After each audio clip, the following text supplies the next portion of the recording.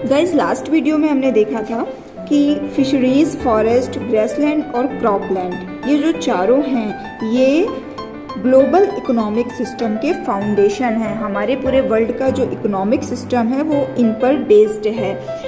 In addition to supplying our food, these four systems provide virtually all the raw material for industry except mineral and petroleum derived synthetics. अब ये देखते हैं कि कैसे ये economic system का foundation है। तो ये in addition to that means के अलावा, फूड सप्लाई करने के अलावा ये जो चारों सिस्टम हैं ये इंडस्ट्री के लिए रॉ मटेरियल भी प्रदान करते हैं। रॉ मटेरियल क्या है? कच्चा पदार्थ जिससे कोई भी प्रोडक्ट बनाया जाता है। तो इंडस्ट्री के जितने भी प्रकार की इंडस्ट्री होती हैं सिवाय मिनरल और पेट्रोलियम डिराइव्ड सिंथेटिक के, एक्सेप्ट मीन्स होता है शिवाय, है ना। सिर्फ मिनरल और पेट्रोलियम बेस्ड जो इंडस्ट्रीज हैं वहाँ पर ये कच्चा पदार्थ रॉ मटेरियल प्रदान नहीं करते हैं। इसके सिवाय जितनी भी इंडस्ट्रीज हैं सभी में ये फिशरीज, फॉरेस्ट, ग्रासलैंड और क्रॉपलैंड जो है वो रॉ मटेरियल प्रोवाइड करते हैं। In large area of the world human claims on this systems are reaching an unsustainable level, a point where their productivity is being impaired। अब हो क्या रहा है कि वर्ल्ड के जो लार्ज एरियाज हैं उधर पर ह्यूमन का जो इन सिस्टम पर क्लेम है, अधिकार, ह्यूमन जो अपना अधिकार बताता है इन चारों सिस्टम पर, वो क्या हो रहा है? Reaching unsustainable level. तो मनुष्य का जो अधिकार है इन चारों सिस्टम पर वो अनसस्टेनेबल लेवल पर पहुंच चुका है। अनसस्टेनेबल लेवल मीन्स अब जो आउट ऑफ लिमिट है, मीन्स वैसे इसका एग्जैक्ट मीनिंग होता है असहनीय, है ना। हम कह सकते हैं आउट ऑफ लिमिट। तो ह्यूमन का जो इन चारों पर अधिकार है वो अब अनसस्टेनेबल हो रहा है और वो एक ऐसे पॉइंट पर पहुंच गया है जहां पर जो प्रोडक्टिविटी है, उत्पादकता है, वो इम्पेयर होने लगी है, वीक होने लगी है। व्हेन दिस हैपन, और जब ऐसा होता है, fisheries collapse, forest disappear, grassland are converted into barren wasteland and cropland deteriorate. Means हो क्या रहा है कि इंसान इतना ज़्यादा इसका दोहन करने लगा है प्राकृतिक चीज़ों का कि फिशरीज जो है मछली पालन जो है वो कोलैप्स होने लगा, ख़त्म होने लगा। फॉरेस्ट डिसअपियर, जंगल गायब होने लगे, और जो ग्रासलैंड है वो कन्वर्ट होने लगे बैरन वेस्टलैंड में। बैरन वेस्टलैंड यानी कि बंजर भूमि। तो जो अच्छी खासी घास वाली भूमि है, ग्रासलैंड है, वो कन्वर्ट होके बैरन वेस्टलैंड बन गई। और जो क्रॉपलैंड है वो डिटेरिएट होने लगे, डिस्ट्रॉय होने लगे। ऐसा क्यों हो रहा है? ह्यूमन क्लेम का जो ह्यूमन क्लेम है वो अनसस्टेनेबल लेवल पर पहुंचने के कारण, मीन्स अति दोहन जिसे हम कहते हैं। In a protein conscious and protein hungry world over fishing is common every day. अब हो क्या रहा है कि जो हमारा ये प्रोटीन कॉन्शियस और प्रोटीन हंग्री वर्ल्ड है, प्रोटीन कॉन्शियस मतलब प्रोटीन के लिए बहुत ज़्यादा जागरूक हैं और प्रोटीन के लिए बहुत ज़्यादा भूखे भी हैं। यहाँ पर फिशिंग जो है वो ओवर होने लगी, क्योंकि कहा जाता है कि फिश जो है वो प्रोटीन का सबसे बड़ा मेन सोर्स है। तो जो ओवर फिशिंग है वो बहुत ज़्यादा बढ़ गई। इन पुअर कंट्रीज, और जो गरीब देश हैं, local forest are being decimated in order to procure firewood for cooking.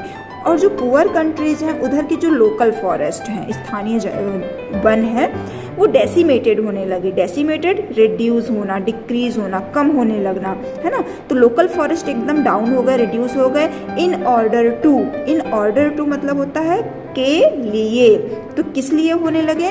Procure firewood for cooking के लिए, खाना पकाने के लिए फायरवुड की ज़रूरत को पूरा करने के लिए लोकल फॉरेस्ट को इतना ज़्यादा काटे जाने लगा कि वो डेसिमेटेड हो गए, एकदम कम हो गए। इन सम प्लेसेस, कुछ ऐसी भी जगह हैं, firewood has become so expensive that what goes under the pot now cost more than what goes inside it. कुछ जगहों पर फायरवुड जो है बहुत एक्सपेंसिव यानी महंगा हो गया है।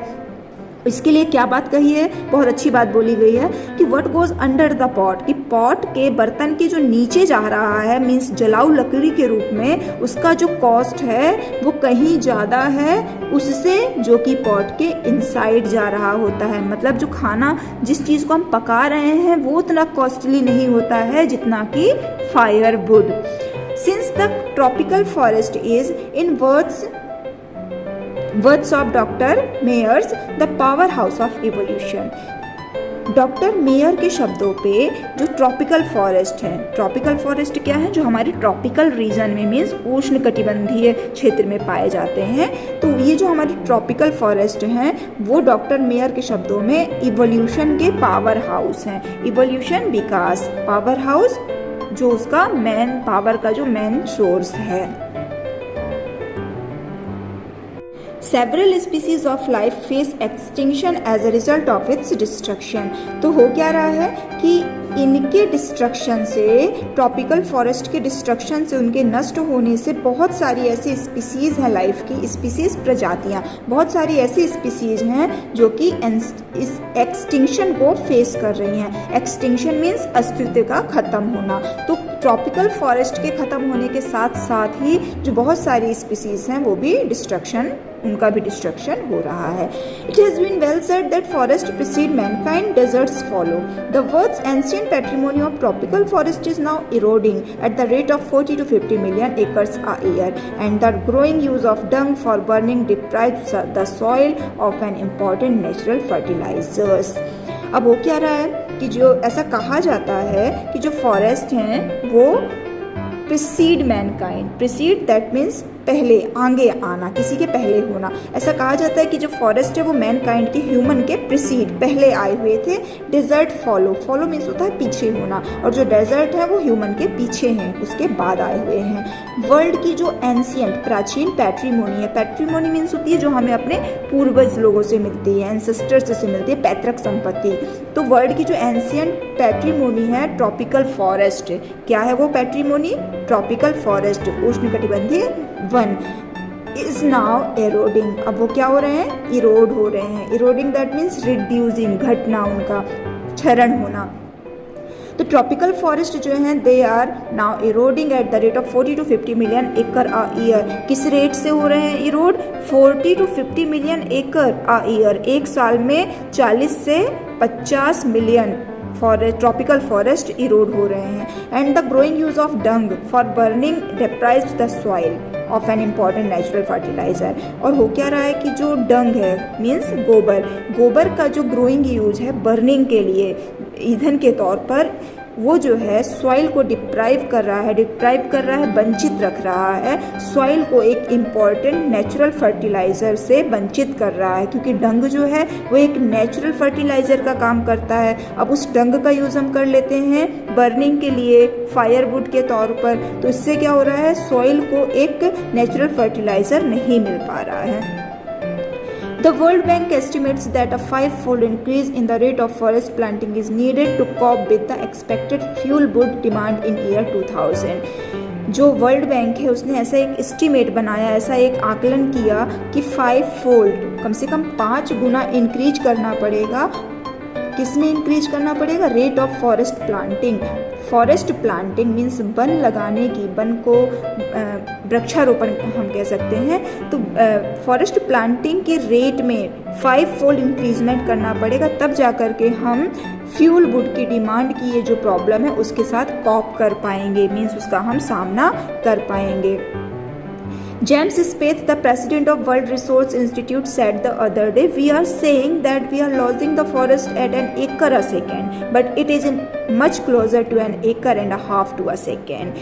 जो जेम्स स्पेथ थे वर्ल्ड रिसोर्स इंस्टीट्यूट के प्रेसिडेंट, उनने कहा कि हम कहते हैं कि हम 1 acre a second, 1 एकड़ फॉरेस्ट को 1 सेकेंड में लॉस कर रहे हैं, खो रहे हैं। बट ये जो है, ये जो रेट है वो 1 acre and a half to a second है, मीन्स हम 1.5 एकड़, 1 acre and a half that means 1.5, okay. तो हम 1.5 एकड़ फॉरेस्ट को पर सेकेंड, 1 सेकेंड में लॉस करते हैं। Article 48A of the constitution of India provides that the state shall endeavour to protect and improve the environment and to safeguard the forest and wildlife of the country.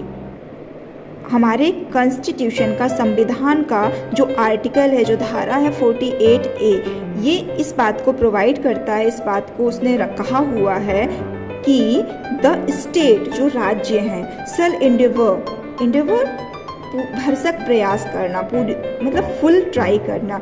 तो ये state जो है वो Endeavour करेंगे, वो पूरी कोशिश करेंगे, ये उनकी रिस्पॉन्सिबिलिटी है to protect and improve the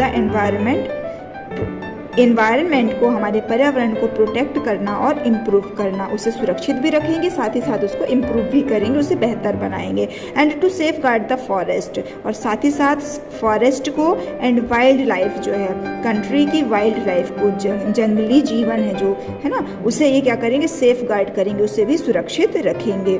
ठीक है, ऐसा कहाँ कहा गया है, कॉन्स्टिट्यूशन में आर्टिकल 48A में। But what caused endless anguish is the fact that laws are never respected nor enforced in India. For instance, the constitution says that casteism, untouchability and bonded labor shall be abolished, but they flourish shamelessly even after 44 years of the operation of the constitution. लेकिन जो endless anguish है, सबसे जो बुरी बात है, anguish दुख, वेदना, दर्द, एंडलेस जो कभी ख़त्म ही नहीं हो रही है। तो हमारे यहाँ जो एंडलेस एंग्विश है वो इस बात की है कि जो लॉज हैं, जो नियम होते हैं, जो रूल होते हैं, वो इंडिया में रिस्पेक्ट और इन्फोर्स नहीं किए जाते हैं। इंडिया में लॉज को रिस्पेक्ट और इन्फोर्स नहीं किया जाता है। और उसका एग्जाम्पल क्या दिया गया है, इंस्टेंस क्या दिया गया है, जैसे कि कॉन्स्टिट्यूशन कहता है कि जो कास्टिज्म है, जातिवाद है, अनटचेबिलिटी है, छुआछूत है, बॉन्डेड लेबर जो बंधुआ मजदूर जिसे कहते हैं, इन तीनों चीज़ों के बारे में कहा गया था कि दे शैल बी एबोलाइज्ड, इन्हें हमें क्या करना है, फिनिश करना है, अपने इंडिया से इसको ख़त्म करना है। बट लेकिन वो क्या रहा है, दे फ्लॉरिश शेमलेसली, अभी भी वो शर्मनाक रूप से फ्लॉरिश हो रहे हैं, मीन्स फल फूल रहे हैं, दिन ब दिन उनमें वृद्धि ही हो रही है। Even after 44 years of the operation of the constitution के लागू होने के 44 ईयर्स के बाद भी ये जो सारी प्रथाएं हैं वो अभी भी फ्लॉरिश हो रही हैं। A recent report of our Parliament's Estimate Committee has highlighted the near catastrophic depletion of India's forest over the last 4 decades. India, according to our reliable data, is losing its forest at the rate of 3.7 million acres a year. हमारी country में जो parliament की estimate committee है, उसकी एक recent report थी, उसने इस बात को हाईलाइट किया, उजागर किया कि इंडिया के जो फॉरेस्ट हैं उनमें कैटास्ट्रॉफिक डिप्लेशन हो रहा है। कैटास्ट्रॉफिक डिप्लेशन होता है highly reduction in number of something, किसी भी चीज़ की संख्या में एकदम से बहुत ज़्यादा कमी होते जाना। तो ये कमी किस में हो रही है, इंडिया के फॉरेस्ट में हो रही है। कब से, ओवर द लास्ट 4 डिकेड, पिछले 4 डिकेड से, डिकेड मीन्स होता है 10 ईयर्स, तो 4 डिकेड्स दैट मीन्स 40 ईयर्स। तो लास्ट 4 डिकेड से ये जो डिप्लेशन है वो देखा जा रहा है। जो इंडिया में जो फॉरेस्ट लॉजिंग की रेट है, फॉरेस्ट के कम होने की जो रेट है वो है 3.7 मिलियन एकड़ आ ईयर। एक साल पे 3.7 मिलियन एकड़ फॉरेस्ट हम लॉस कर रहे हैं। ये बात बताता है एक रिलायबल डाटा, एक विश्वसनीय डाटा इस बात को बताता है। Large areas officially designated as forest land are already virtually treeless. The actual loss of forest is estimated to be about 8 times the rate indicated by government statistics. जो large area हैं जिन्हें officially designate किया गया था, जिन्हें government की तरफ से इस चीज़ के फॉरेस्ट के तौर पर बनाया गया था, वो जो लैंड हैं वो ऑलरेडी ट्रीलेस हैं, वो भी बिना वृक्षों के हैं, बिना पौधों के हैं। तो इस तरह से जो एक्चुअल लॉस है फॉरेस्ट का, वो जो गवर्नमेंट की स्टेटिक्स है, जो सरकारी आंकड़े हैं, उससे 8 टाइम्स ज़्यादा हैं जो एक्चुअल लॉस ऑफ फॉरेस्ट है। A 3-year study using satellite and aerial photography conducted by the United Nations warned that the environment has deteriorated so badly that it is critical in many of the 88 countries investigated. 3 year की एक study की गई थी United nation के द्वारा, जिसमें उनने satellite और एरियल फोटोग्राफी को यूज़ किया था। सैटेलाइट जो उपग्रह हैं उनकी सहायता से, और एरियल फोटोग्राफी एरोप्लेन या पैराशूट इन सब की हेल्प से फोटोग्राफी की गई थी।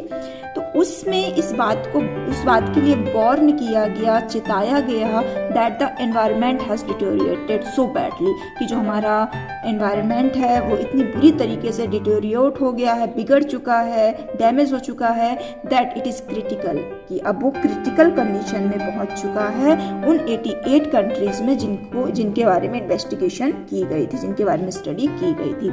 There can be no doubt that growth of world population is one of the strongest factor distorting the future of human society. It took mankind more than 1 million years to reach the first billion, that was the world population around the year 1800. इसमें इस बात पे कोई doubt नहीं है, कोई शक नहीं है कि जो ग्रोथ ऑफ वर्ल्ड पॉपुलेशन है, वर्ल्ड की जो पॉपुलेशन है, विश्व की जो जनसंख्या है, उसमें जो ग्रोथ हो रही है, जो वृद्धि हो रही है, वो एक स्ट्रॉन्गेस्ट फैक्टर है, वो सबसे महत्वपूर्ण फैक्टर है, कारक है, जो कि ह्यूमन सोसाइटी के फ्यूचर को डिस्टॉर्टिंग कर रहा है, उसको विकृत कर रहा है, उसे खराब कर रहा है। इतनी ज़्यादा पॉपुलेशन है जो कि ह्यूमन के फ्यूचर को स्पॉइल कर रहा है। मैनकाइंड को फर्स्ट बिलियन की पॉपुलेशन में पहुंचने के लिए शुरू में उसको मिलियन ईयर्स लगे थे, और ये जो वर्ल्ड पॉपुलेशन थी वो थी 1800 में, बट बाय द ईयर 1900, लेकिन 1800 से 1900 के बीच में a second billion was added. शुरू में 1800 साल में हम फर्स्ट बिलियन पे पहुंच पाए, लेकिन अगले जब हम 1900 ईयर पे पहुंचे तब हमारी जो पॉपुलेशन थी वो सेकेंड बिलियन ऐड हो चुका था। And the 20th century has added another 3.7 billion. जब हम 20th century में आए तो हमारी वर्ल्ड पॉपुलेशन 3.7 बिलियन पहुंच गई। The present world population is estimated at 5.7 billion, और जो आज के समय पर जो प्रेजेंट पॉपुलेशन है वो एस्टिमेट लगभग वो 5.7 बिलियन के नियर है। Every 4 days the world population increase by 1 billion, means her 4 days में, हर 4 दिन में जो वर्ल्ड की पॉपुलेशन है वो 1 मिलियन इंक्रीज हो जाती है। Fertility falls as income rise, education spreads and health improves, thus development is the best contraceptive, but development itself may not be possible if the present increase in numbers continues. Fertility कम होती है जब income rise होती है, जब बच्चों के जन्म की दर कम होती है तो उस समय इंसान की जो आय होती है वो बढ़ती है, एजुकेशन भी स्प्रेड होती है और हेल्थ भी इम्प्रूव होती है। इस तरह से जो डेवलपमेंट है वो बेस्ट कॉन्ट्रासेप्टिव है, बट जो डेवलपमेंट है ये खुद भी पॉसिबल नहीं हो पाएगा यदि इस तरीके से जो नंबर में जो इंक्रीज हो रहा है, जिस तरह से पॉपुलेशन इंक्रीज हो रही है, यदि ये कंटिन्यू रहा तो डेवलपमेंट होना पॉसिबल ही नहीं होगा। The rich get richer and the poor beget children, which condemn them to remain poor. More children does not mean more worker, merely more people without work. जो rich हैं वो और भी ज़्यादा rich हो रहे हैं, और जो poor हैं वो children beget कर रहे हैं, बच्चे पैदा कर रहे हैं, जो कि उन्हें poor ही बनाकर रखता है। Condemn them remain poor, that means वो उन्हें poor ही बनाकर रखता है, इसके कारण वो गरीब ही बने रहते हैं। More children का मतलब ये नहीं होता है कि उन्हें ज़्यादा वर्कर मिल जाएंगे। लोगों का सोचना होता है कि घर में ज़्यादा बच्चे होंगे तो वर्क करने वाले ज़्यादा होंगे, ऐसा नहीं है। Merrily more people without work, ज़्यादा बच्चों का होने का मतलब है कि बिना वर्क वाले लोगों का ज़्यादा होना। It is not suggested that human being be treated like cattle and compulsory sterilised. ये भी बात सजेस्ट नहीं की जा रही है कि ह्यूमन बीइंग को, इंसानों को कैटल की तरह, पशुओं की तरह ट्रीट किया जाए, व्यवहार किया जाए और उन्हें कंपल्सरी स्टेरिलाइज्ड किया जाए। But there is no alternative to voluntary family planning without introducing an element of coercion. और वॉलंटरी फैमिली प्लानिंग का कोई भी अल्टरनेटिव नहीं है, मतलब एक ही ऑप्शन है हमारे पास कि हम वॉलंटरी फैमिली प्लानिंग के लिए, वॉलंटरी मीन्स होता है अपनी इच्छा से, फैमिली प्लानिंग परिवार को नियोजित करना। तो हम लोगों को इस चीज़ के लिए बताएं कि वो वॉलंटरी फैमिली प्लानिंग करें जिसमें कि कोअर्सन का कोई भी एलिमेंट ना हो, मतलब जबरदस्ती जो ना कराया जाए। The choice is really between control of population and perpetuation of poverty, क्योंकि यहाँ पर जो चॉइस है, जो हमें चूज करना, सिलेक्ट करना है, हमें सिलेक्ट करना है कंट्रोल ऑफ पॉपुलेशन और परपेचुएशन ऑफ पॉवर्टी के बीच में। कि हम पॉपुलेशन को कंट्रोल करना चाहते हैं, इस बात को चूज करना है, सिलेक्ट करना है, या फिर हम पॉवर्टी का, गरीबी का परपेचुएशन चाहते हैं, उसका स्थायीकरण चाहते हैं, मीन्स हम डेफिनेटली हमेशा के लिए पुअर बन के रहना चाहते हैं। इस बात पे हमें इन दो में से एक चीज़ को चूज करना है। The population of India is estimated to be 920 million today, more than the entire population of Africa and South America put together। जो इंडिया की प्रेजेंट पॉपुलेशन है वो एस्टिमेटेड लगभग वो 920 मिलियन है, जो कि अफ्रीका और साउथ अमेरिका दोनों को मिला करके दोनों की पॉपुलेशन से भी कहीं ज्यादा है। No one familiar with the condition in India would doubt the hope of the people would die in their hungry hutments unless population control is given top most priority. जो भी व्यक्ति जो कि इंडिया की कंडीशन से familiar है, यहाँ के बारे में जानता है, उसको इस बात पे कभी डाउट नहीं होगा कि जो लोगों की होप है, जो लोगों की उम्मीद है, वो उनकी हटमेंट्स, उनकी झोपड़ी में ही डाई हो जाएगी, खत्म हो जाएगी, यदि पॉपुलेशन कंट्रोल को टॉप मोस्ट प्रायोरिटी नहीं दी गई, यदि हमने अभी अपने पॉपुलेशन कंट्रोल करने को सबसे पहली प्राथमिकता नहीं दी तो स्थितियां और भी ज़्यादा बुरी होंगी। For the first time in human history, we see a transcending concern, the survival not just of people but of the planet. We have begun to take a holistic view of the very basis of our existence. पहली बार human की history में हमने transcending concern को देखा है। Transcending concern means true concern, एक सही विचारधारा को हमने देखा है, जो कि क्या है, सर्वाइवल, अपने आप को सर्वाइव करना, कठिन परिस्थितियों में भी जीवित रखना। तो यहाँ पे सर्वाइवल की बात की जा रही है, लेकिन किसका survival, not just of people, सिर्फ लोगों का नहीं बल्कि प्लेनेट का, पूरे अर्थ का। We have begun to take holistic view, हमने होलिस्टिक व्यू लेना शुरू कर दिया है। होलिस्टिक व्यू दैट मीन्स एक पवित्र विचारधारा को अपना लिया है। Very basis of our existence, जो कि हमारे एग्जिस्टेंस का, हमारे अस्तित्व का बेसिस है, आधार है। The environmental problem does not necessarily signal our demise, it is our passport for future. जो हमारी इन्वायरमेंटल प्रॉब्लम है वो हमारे डिमाइस का, हमारे डिस्ट्रक्शन का, हमारे विनाश का सिग्नल नहीं है, बल्कि ये हमारे फ्यूचर का पासपोर्ट है। यदि हम अपना फ्यूचर सुरक्षित चाहते हैं तो हमें अपने इन्वायरमेंटल प्रॉब्लम को ध्यान देना पड़ेगा। The emerging new world vision has ushered in the era of responsibility. It is a holistic view and ecological view, seeing the world as an integrated whole rather than a dissociated collection of parts.